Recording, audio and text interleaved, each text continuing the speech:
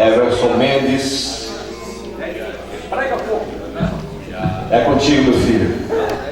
É contigo. Paz do Senhor, meus irmãos. Amém. Pega a sua Bíblia, por gentileza, Romanos 8 e 28.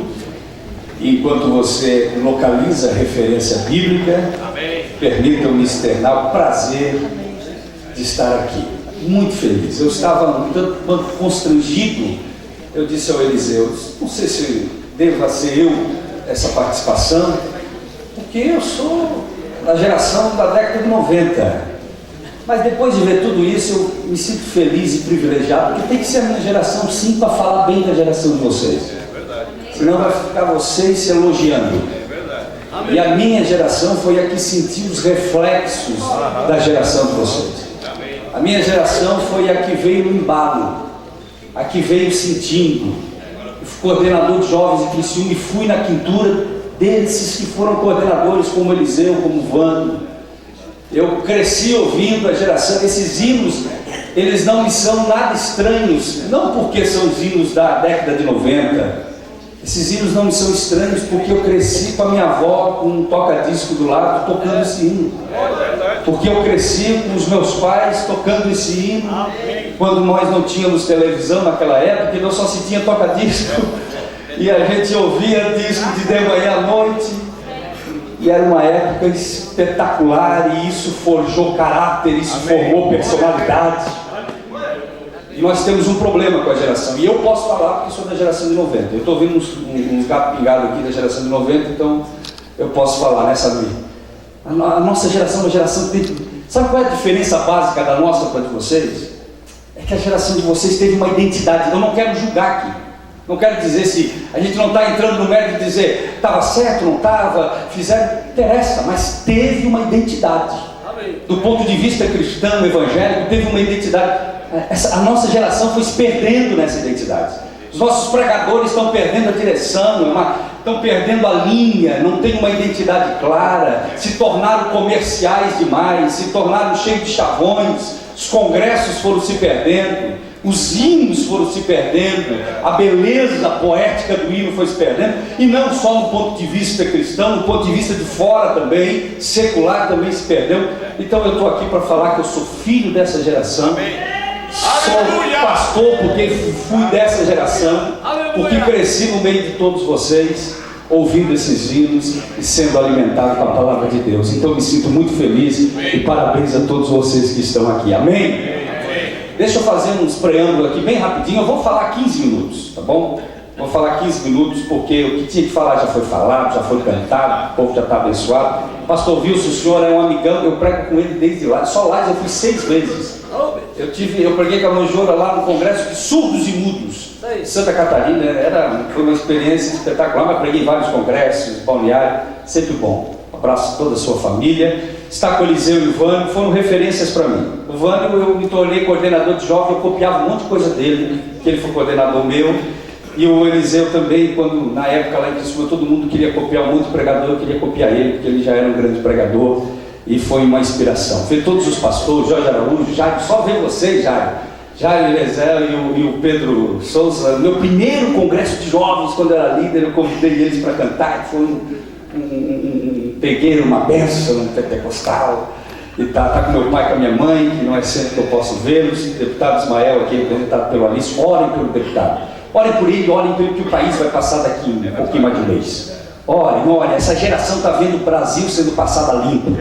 Eu sei que Deus está trabalhando nessa geração e muita gente está saindo da onde não saía, e Deus vai continuar mantendo gente séria, colocar gente que tenha compromisso com os princípios da família também. Então, um abençoe. Prazer estar com o Gerson, todos aqui, o pessoal da Pastor João, Pastor Elcio que eu vi aqui, os pastores Pereira foram importantíssimos na minha vida, na vida da minha família.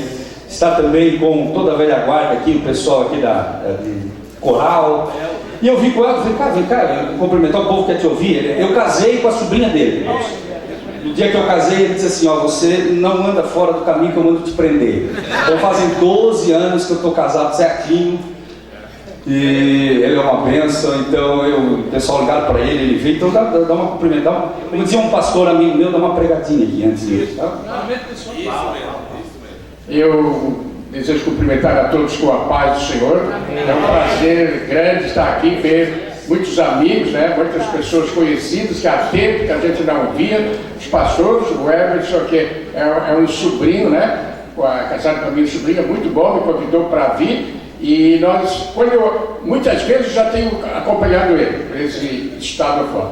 Mas é sempre muito bom, né, ver os pastores, essas pessoas que estão aqui, como o Vânio, o Eliseu, a sua esposa, que está ali também, né, gravando nós. E é importante, os pais do Everson também estão aqui, a irmã Quidinha, que é lá de Tijucas, é minha conterrânea, né, faz tempo que a gente não vê. Então é muito bom a gente se reunir para ver, rever esse pessoal que já trilhou tempos atrás, como o Everson deixou, né, uma imagem muito boa, um exemplo muito bom a ser seguido. Portanto, eu vou passar para ele de novo, que ele sabe falar muito melhor que eu, amém?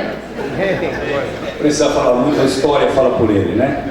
Ele foi delegado há muitos anos, antes ele prendia, agora ele está soltando por aí quem tiver aprisionado, né? Romanos 8:28, um texto bem legal, e eu quero falar 15 minutos só, tá bom? Não vou falar mais do que isso, porque a minha mãe já está me olhando fixo ali, porque não é para falar muito. E sabemos que todas as coisas contribuem juntamente para o bem daqueles que amam a Deus, daqueles que são chamados segundo o seu propósito. Porque os dantes conheceu também, os predestinou para serem conforme a imagem do seu Filho, a fim de que ele seja primogênito entre muitos irmãos. E aos que predestinou, a esse também chamou, e aos que chamou, a esse também justificou, e aos que justificou, esse também glorificou. Que diremos, pois, essas coisas? Se Deus é por nós, quem será contra nós? Aquele que nem mesmo seu Filho poupou, antes o entregou por todos nós, como não nos dará também com ele todas as coisas?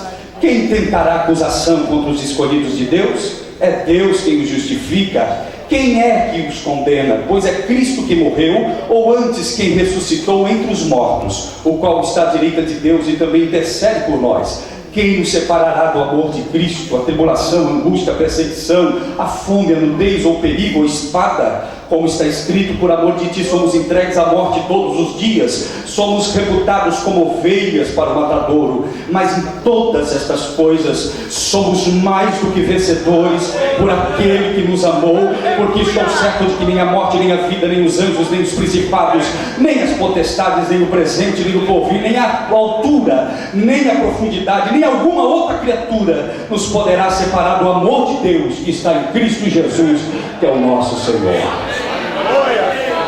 Assim, em nome do Senhor, 10 minutos. Eu pensei numa palavra para compartilhar com vocês.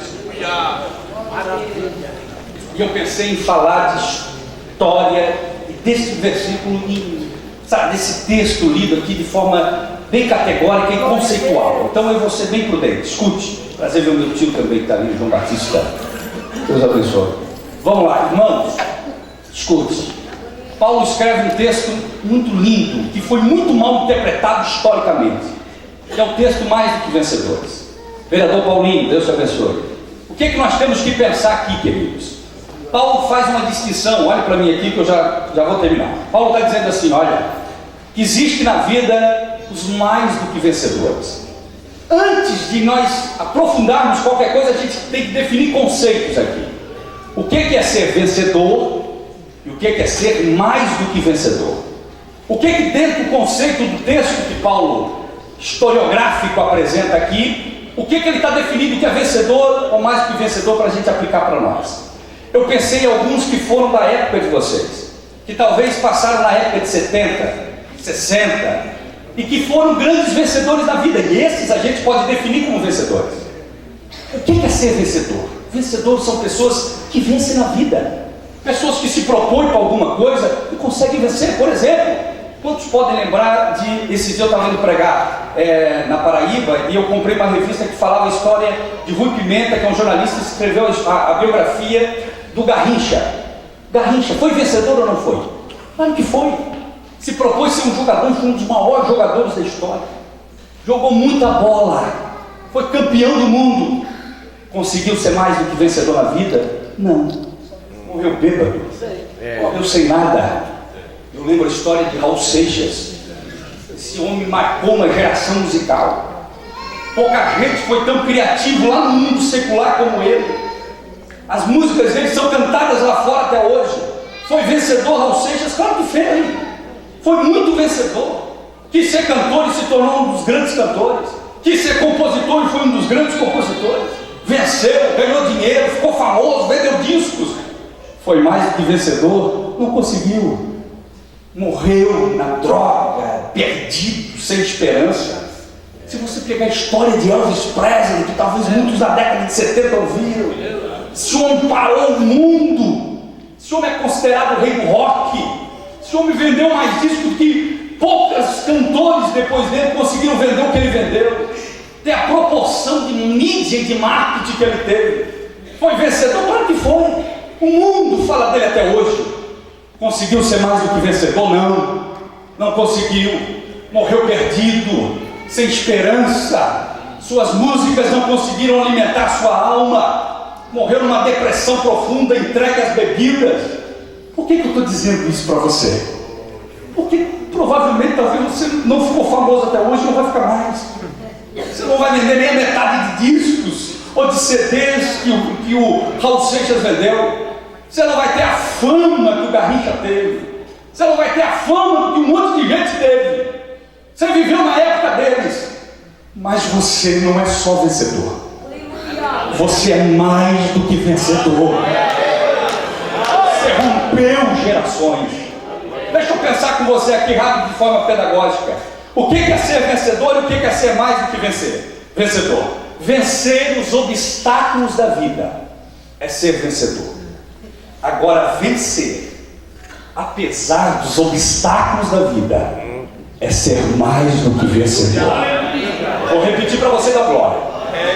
Vencer as batalhas da vida, os obstáculos, é ser vencedor.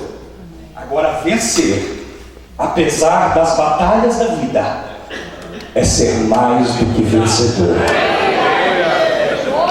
Quem quer vencer as batalhas da vida? Você foi estudar a batalha da vida, você foi estudar, conseguiu, terminou, se formou, é ser vencedor. Alguém que montou uma empresa, não é fácil, Brasil, carga tributária alta, dificuldade. Você foi lá, foi investindo e foi vencendo, e hoje se tornou um vencedor. Você foi lá e venceu, são as batalhas da vida. Aquilo que você enfrenta qualquer dia, no dia a dia, isso te faz vencedor. Mas ser mais do que vencedor, meu irmão, é quando você vence apesar das batalhas da vida. Não são as batalhas da vida que te direcionam e nem que te definem. Você não se sente vencedor ou menos vencedor porque você está trabalhando num emprego que ganha bem. Não, aqui é diferente. Se você tiver um super emprego, amém, você é vencedor. Mas se você estiver ganhando pouco, você continua sendo vencedor, porque o que tinha que ter nessa vida, você já tem, que é a presença de Deus, que te alimenta, que te sustenta, que te deixa. As pessoas deste mundo secular, para se sentir vencedor, eles precisam vencer essas batalhas do dia a dia. Você não. Você vence apesar da batalha. A batalha está ali, mas você continua vencendo. Você continua triunfando. Porque você não precisa das batalhas. Não, mas é que eu entreguei a minha vida para Deus e para mim. Agora nada vai. Não vai. Tudo que vem lá fora vai bater em você também. Escute. A Bíblia diz que um homem fez uma casa na areia. E outro fez a casa na rocha, década de 70. Dois homens construíram uma casa. Um constrói na areia e o outro constrói na rocha. O mesmo vento que bateu lá na década de 70 para a casa da areia, bateu para a casa da rocha. A mesma chuva que veio para uma casa, veio para outra. Os mesmos intempéries naturais que vieram para uma casa, veio para outra. A diferença não eram os fatores externos. A diferença é que a casa da areia não aguentou e a casa da rocha aguentou. Não é? A diferença não é porque não bateu vento aqui, bateu lá. Não é porque não choveu aqui, choveu lá. Não. A mesma coisa que aconteceu com uma, aconteceu com a outra. A diferença é que a areia não tinha estrutura, mas a casa da rocha estava estruturada. A diferença é eterna. Então entenda isso. Glória a Deus. Sabe por quê? Porque eu posso estar falando com alguém que desde a década de 70 está orando por alguma situação. Eu posso estar falando com alguém que chega nessa época e diz, minha vida está passando, eu estou batendo nos 60, eu estou nos 50 e poucos, e agora não tenho mais força para fazer, o que eu ganhei? Estou aí com um carrinho mais ou menos, estou aí com uma casa mais ou menos, estou aí, não comprei tudo aquilo lá na década de quem sabe você está aqui sentado ouvindo esses hinos, participando desse evento, Você lembra que tinha tantos sonhos, mas parece que não se realizou tudo que eu queria, parece que as coisas não aconteceram na minha vida do que eu queria. Você não depende daquilo para ser vencedor. Se acontecesse, amém, mas não aconteceu, você continua tendo a presença de Deus, e a presença de Deus é que te faz mais do que vencedor. Eu entendi isso, levanta a tua mão para o céu, fecha os teus olhos, fecha. Diga assim: Senhor, eu me sinto mais do que vencedor aqui, eu quero te adorar. Eu quero te adorar porque eu sou mais do que vencedor, independente do carro que eu tenho, independente da casa que eu tenho, independente do dinheiro que eu tenho guardado. Eu tenho a tua presença, e a tua presença me torna forte. Deixa eu terminar de pregar aqui. Pregar não, só uma participação. Em segundo lugar, vencer as batalhas externas da vida te torna um vencedor. Vencer as batalhas internas da vida te faz mais do que vencedor. Eu vou repetir para você. Vencer as batalhas externas da vida te faz vencedor, mas vencer as batalhas internas. Eu estava lendo esses dias a biografia de nós não conhecemos muito aqui, mas no Nordeste, diz que São Paulo tem um café Vulcano, um café que foi um dos mais vendidos no Norte e Nordeste do país. E eu vi a entrevista daquele homem que saiu da pobreza, de uma vida simples, e se tornou um dos homens mais ricos do Norte e Nordeste. E quando eles perguntaram como ele fez, qual foi a mecânica, como operacionalizou, como começou a empresa, como ele expandiu a empresa, como ele se tornou um dos maiores milionários. E ele disse assim, foi assim, contou, e quando o homem disse assim: então o senhor é um homem realizado, no final da entrevista. Ele disse: não, porque um dia o meu filho se levantou e pegou uma arma, e quando eu quis me levantar na mesa, ele me deu um tiro, e aquele tiro me pegou no braço, e aquele tiro, na verdade, emocionalmente me pegou no coração, e eu nunca mais servi para nada. Tem um filho jogado lá, tem outro filho jogado lá, eu carrego marcas profundas emocionais. E aquele homem termina a sua entrevista, e a repórter que escreve, o editor que escreve, registra que ele termina em lágrimas. Eu fiquei olhando que esse homem foi um homem vencedor na vida, nas batalhas externas da vida, mas foi derrotado na alma, nos sentimentos. Ninguém é mais do que vencedor carregando mágoa. Ninguém é mais do que vencedor carregando dores aqui dentro, traumas aqui dentro, doenças psicossomáticas, aquelas coisas que vão se somando e você não esquece. Ninguém, você pode comprar o melhor carro, você pode montar empresa, você pode ter a melhor casa, você pode viajar para o mundo todo, se você não for curado da alma, você nunca vai ser mais do que vencedor. Mais do que vencedor, meu irmão. É isso, pessoa, vencer lá fora é natural, é do homem que te faz vencedor. Agora, os mais do que vencedores da vida são aqueles que têm a alma curada. A vida tem um monte de coisa para te machucar. Você diz assim: Senhor, é tu que cuida da minha alma, é tu que cuida do meu coração, a minha alma é tua. Aleluia. O alamando esfriará. Encosta a tua mão assim no teu peito, fecha os teus olhos onde você está.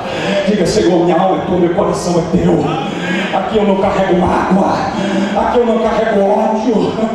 Eu quero viver mais uma geração, eu quero ir para frente, mas eu quero te dizer, quero ser leve, quero ter alma com alegria. Não importa se fizeram para mim, o que fizeram já passou, o que fizeram já foi. Não muda o passado, mas eu sei que ainda tem futuro. E o meu futuro vai estar debaixo da tua vontade. Aleluia.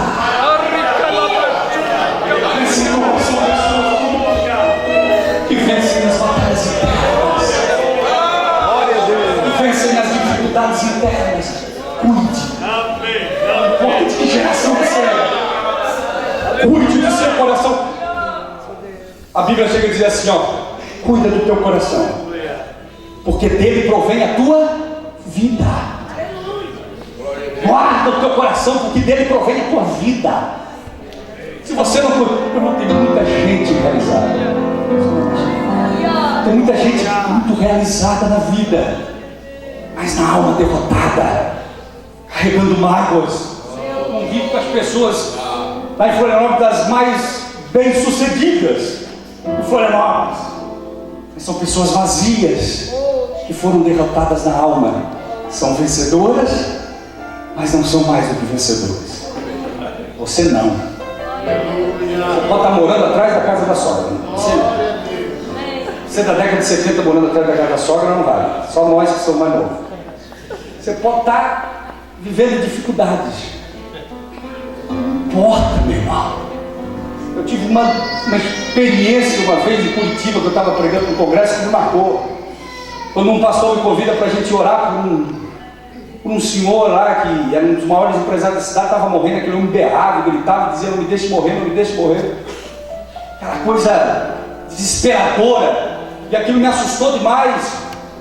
E eu fiquei, a gente chegou para orar, eu na verdade fui acompanhar porque eu estava pregando no congresso, e o pastor disse, não, vamos passar ali só para orar, que a família pediu. Eu fiquei olhando assim pelo vidro, porque ele já estava partindo, e os médicos não deixaram mais entrar, e ele gritava, não me deixe morrer, e avançava todo mundo, rasgava todo mundo, médicos arranhados, eram os homens mais ricos da cidade, que não teve uma vida com Deus, nada a ver com ser rico, né? Você pode ser rico e ter Deus, isso é uma bênção.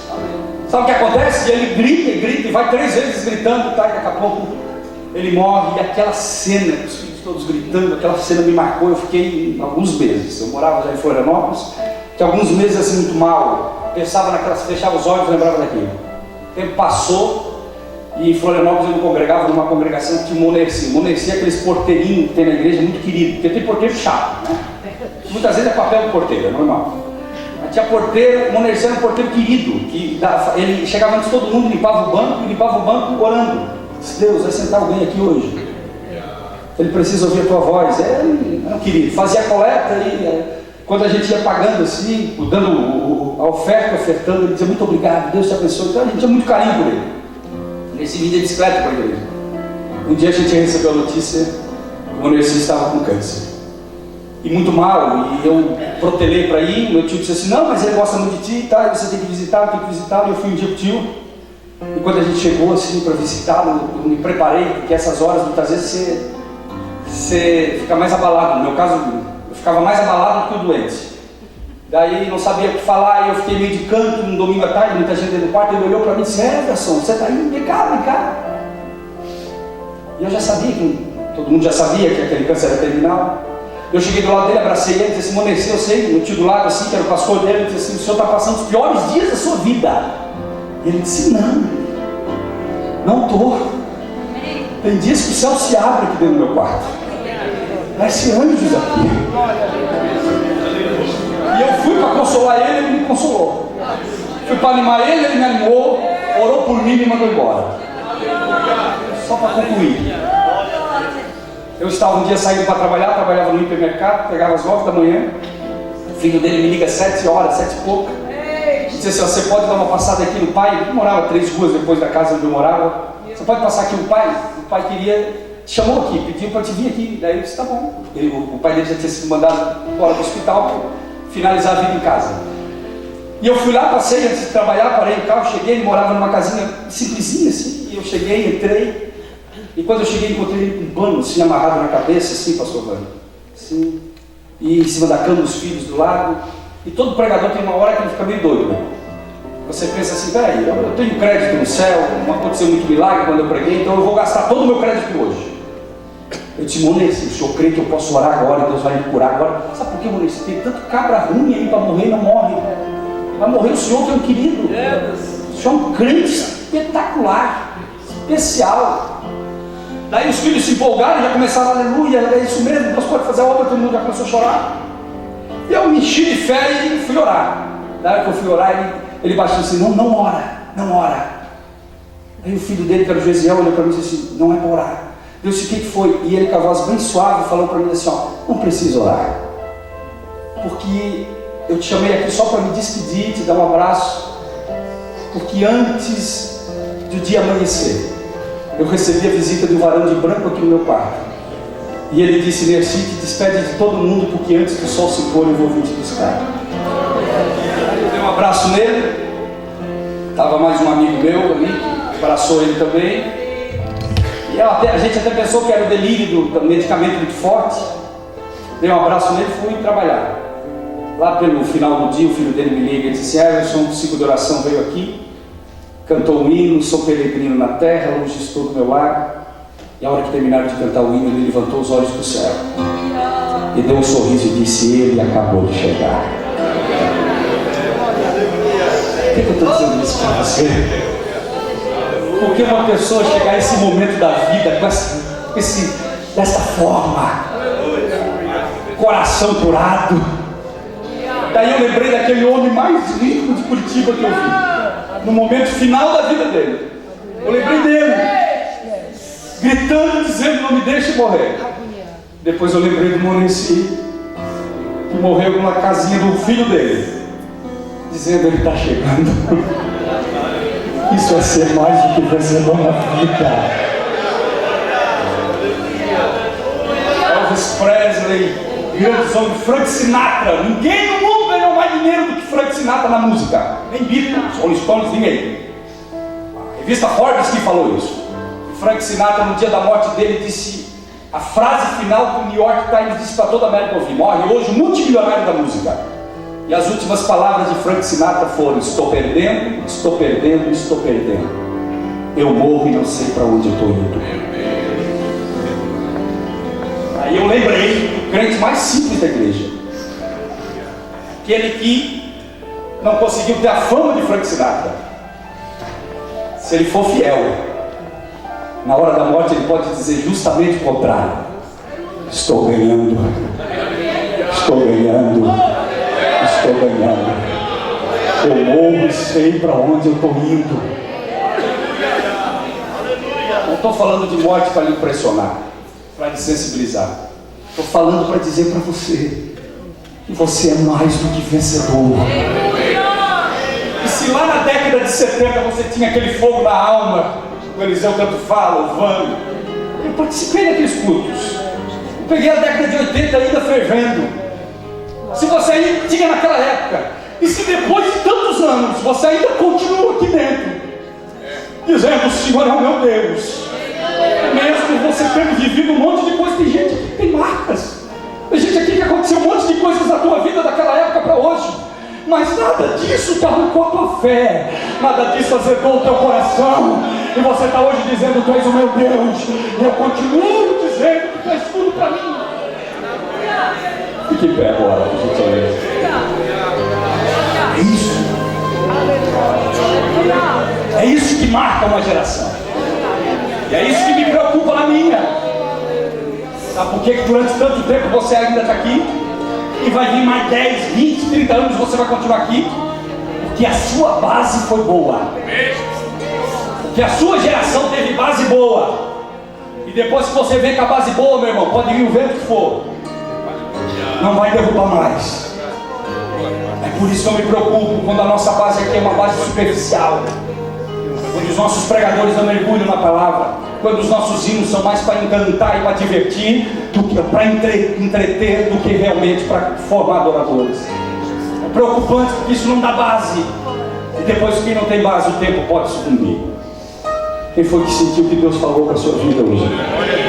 Quem se sente mais do que vencedor, levanta, que eu quero orar por você. Vamos lá, eu quero orar por você. Só você que sentiu que Deus falou, quer receber uma oração, ser abençoado, sai do seu lugar agora e vem aqui, fique em pé aqui. Eu quero orar por você, pela tua família, pela tua casa, pelos teus projetos. Fique em pé, vem cá, deixa eu ministrar sobre a tua vida. Deus falou, vem aqui. Se tivermos alguém que está afastado, levante a mão e a gente ora por você e te dá um abraço aqui hoje. Temos alguém, faça o sinal que a gente ora. Deixa eu orar por esses que estão aqui. Feche os seus olhos aonde você está. Levante a tua mão para o céu. Levante. Eu não quero que você peça nada. Eu quero que você diga: obrigado, Deus. Obrigado porque tu me escolheu e hoje eu sou mais do que vencedor. Obrigado porque eu não dependo dos fatores externos para me sentir vencedor. Seja o que for, Pai. Se eu estiver andando com um carro bom, amém. Mas se não tiver, eu vou continuar te adorando. Porque tu és o meu Deus. Porque tu me marcou. A minha vida está marcada por ti. E o que eu sinto contigo eu não sinto em outro lugar. Pai querido, eu oro pelo teu povo aqui hoje. Oro por todos que estão aqui, pelas famílias. Eu oro por essa geração, Pai, que o Senhor usou tanto em Araranguá, em Criciúma, na região sul. Essa geração que evangelizou, essa geração que te buscou, que foi tocada, que foi tomada, que foi instrumento impacto, para impactar a geração vindoura, para impactar, Senhor, a geração presente, essa geração, Senhor, que tem uma contribuição que talvez nem eles saibam disso, talvez nem eles percebam, como pais como eles foram, como mães como eles foram como obreiros, Pai. Talvez a história não deixa claro para eles o quanto eles abençoaram a vida de pessoas, de jovens, de adolescentes, e que hoje são pastores, que hoje são ministros, que são bênção para o país. Por causa dela, eu louvo, Senhor, teu nome por este povo. Renova o coração de cada um em teu nome, Pai. Dá um abraço quem está do seu lado e diz assim: que bom que a gente foi dessa geração. Dá um abraço bem forte, diga assim: que bom